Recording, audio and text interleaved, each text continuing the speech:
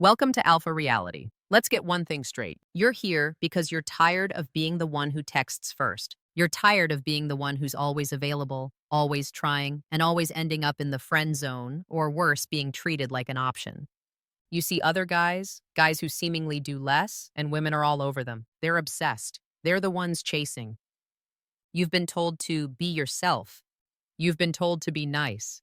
And what has that gotten you? A pat on the head and you're such a good friend. The truth is, you've been lied to. Female psychology at its core is not attracted to nice. It's not attracted to available. It's attracted to value.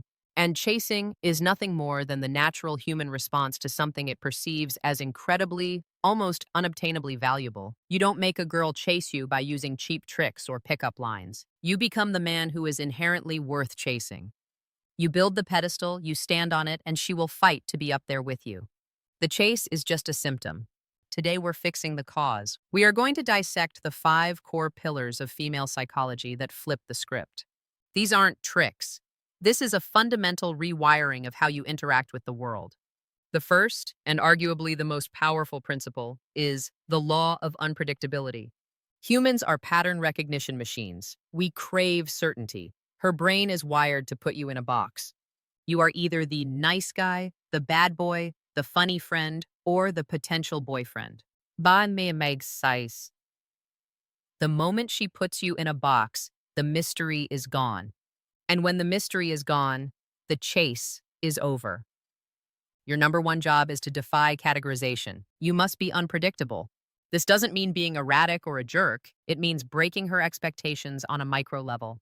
Let's break this down. Look at your texting. The average nice guy is predictable. He texts back in 30 seconds every single time. He's always available. He always uses the same, "Hey, what's up?" greeting. He is boring. He is predictable. He signals he has nothing better to do. The unpredictable man? She texts him. Sometimes he texts back instantly with a sharp, witty comment. Other times he's gone for 5 hours. Not because he's playing a game, but because he was locked in, working on his business. He was at the gym, destroying his personal record. He was busy. When he does text back, it's not a needy, "Sorry, I missed your text." It's just a continuation of the conversation. Or he changes the subject entirely. This creates what psychologists call intermittent reinforcement. It's the same principle that gets people addicted to slot machines. You don't win every time. You don't know when you'll win. But when you do get that win, that text back, that validation, it feels 1,000 times better. You are wiring her brain to crave that dopamine hit from you. Think about your availability. The predictable man says yes to every single date suggestion. Want to hang out Friday? Yes. What time? Where? I'll do anything. The unpredictable high-value man? Friday. Might not work. I'm launching a project. Let me see if I can move some things. I might be able to grab a 45-minute coffee on Thursday. Do you see the difference? He's not rude. He's busy. His time is valuable. He's suggesting a downgrade, a 45-minute coffee instead of a 4-hour Friday night date. And because he is the scarce resource, she will be the one to agree to his terms. He is subtly controlling the frame by demonstrating his life is full. If you've ever been left on read and felt that sting, I want you to smash that like button right now. Let's see how many of us have been there. Because today that cycle breaks. This unpredictability must also apply to your personality. Most guys are one note. They're either funny or serious or intellectual. The man who is truly magnetic is a paradox. He can be deep and intellectual, discussing philosophy one moment, and the next, he's cracking a ridiculous joke and being completely playful. He can be dominant and decisive about where they're going for dinner, and then be incredibly soft and present when she's talking about her bad day. When she can't figure you out, she has to think about you. And the person who is doing the thinking is the person who is chasing. This leads directly to the second and most important pillar. If you get nothing else from this video, get this. The number one way to have a woman put you on a pedestal is to build a pedestal that is taller than her. What does this mean? It means your mission comes first. Your purpose, your business, your art, your body, your ambition, that is your pedestal. The average man meets a beautiful woman and he immediately tries to make her his pedestal. He makes her his entire world. His mission becomes, how do I get this girl? He drops his friends, he stops going to the gym, he checks his phone every 5 seconds. All his energy is directed at her. This is the single biggest mistake you will ever make. From a female psychology perspective, this is repulsive. It signals neediness. It signals you have no greater purpose. If she is the biggest and best thing you have going on in your life, what does that say about your life? The man who is truly chaseworthy has a life that is so compelling, so important to him, that the woman has to fight for a spot in it. He is not looking for a woman to complete him. He is building an empire and looking for a queen to join him. Think about it. Who is more attractive? Man A. My whole weekend is free. What do you want to do? I'll do whatever. Man B. I have a window from 8 p.m. to 10 p.m. on Saturday. I'm training for a marathon all morning, and I have a deadline for my project in the afternoon. But I'd like to see you. Let's grab a drink at this one place. Man A is a passenger. Man B is a driver. Women are biologically hardwired to be attracted to the driver, to the man who has a plan. When you have a mission, everything else falls into place. You are naturally less available. You are naturally less needy. You are naturally more confident because your validation doesn't come from her. It comes from your progress. She will feel this. She will feel that your attention is a prize. When you do give her your full, undivided attention, it will mean more because she knows it's being taken away from something else important. She will realize that she is not the center of your universe. Your purpose is. And her natural, primal instinct will be to earn a top spot within that universe. She will start to qualify herself to you. She'll start to ask questions about your work. She'll start to fit her schedule around yours. That is the beginning of the chase. She is now competing with your purpose, and that right there is how you get put on a pedestal. You don't climb onto hers. You build your own so high that she asks to come up. This brings us to our third principle, the law of investment. In psychology, there's a concept called the sunk cost fallacy. It means the more time, energy, or resources someone invests in something, the more valuable they perceive it to be. They are less likely to walk away because they've already paid so much for it. Most men get this completely backward. They shower the woman with investment. They buy her expensive dinners. They drive 40 minutes out of their way to pick her up. They spend hours listening to all her problems. They are investing, investing, investing, hoping that she will eventually like them back. All this does is communicate that you value her more than she values you. You are the salesman. She is the customer. She has all the power. You must flip this. The goal is to get her to invest in you. This is not about money. I want you to get her to invest her time, her emotion, and her effort. How do you do this? You use something called the Ben Franklin effect. The short version is, a person who has done you a favor is more likely to do you another favor than a person you have done a favor for. Why? Because their brain needs to justify their action. Why did I do that favor for him? I must like him. Stop offering to do everything. Start asking for small, simple investments. Instead of, I'll be right by your house, I can pick you up. Try. I'm running a few minutes behind. Can you grab me a black coffee on your way? I'll Venmo you. It's a tiny $3 investment on her part, but it changes the dynamic.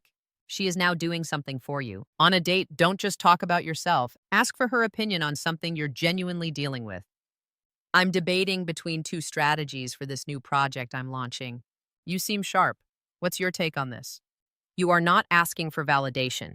You are asking for her intellect. You are making her work to be part of your world. She is now investing her mental energy into your problems. She is becoming part of your mission. The more she does for you, the more she talks to you, the more she thinks about you. The more she is investing, and the more she invests, the more she will value the stock that is you. She will start chasing her own investment.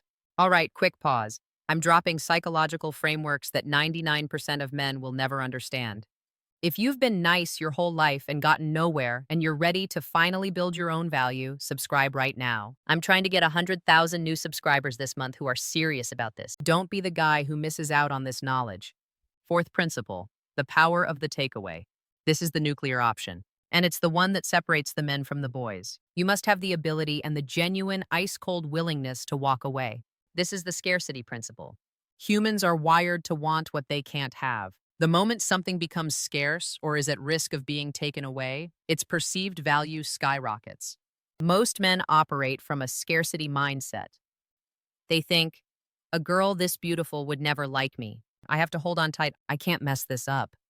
This stinks of desperation. She can smell it, and it kills all attraction. You must operate from a mindset of abundance. You are the prize. Your time is the prize. Your attention is the prize. And if she doesn't recognize that, if she disrespects your time, if she plays games, if she flakes on a date, you don't get angry. You don't throw a fit. You just leave. You get less available. You get busier. You stop texting first. You take your attention, that powerful drug you've been giving her, and you withdraw it. This is the ultimate power move. Because it is real. It's not a game. It's you enforcing your own boundaries. It's you saying, my life and my mission are too important to be disrespected. I like you, but I don't need you. I want you, but I am 100% fine without you. This will drive her insane. She will be hit by a primal fear of loss. All the maybes and he's too nice will instantly vanish. Her only thought will be, I'm losing him. Her brain will flood with all the good things about you, thanks to the sunk cost fallacy. And she will act to stop the loss. This is when you get the 2 a.m. text.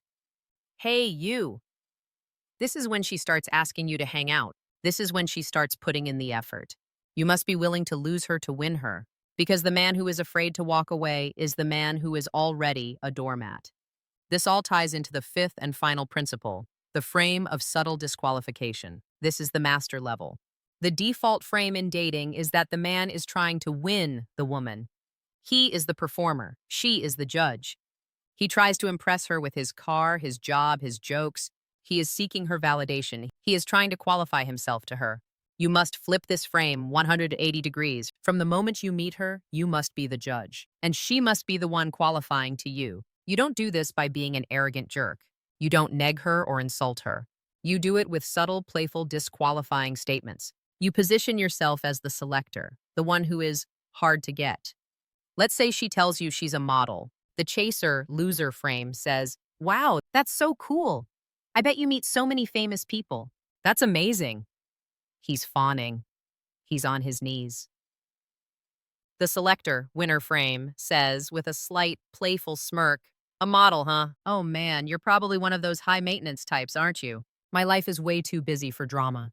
What just happened? He took her high-value statement and flipped it. He's playfully challenging her. He's implying she might not be good enough for his world. What is her instant, gut-level reaction? It will be to prove him wrong.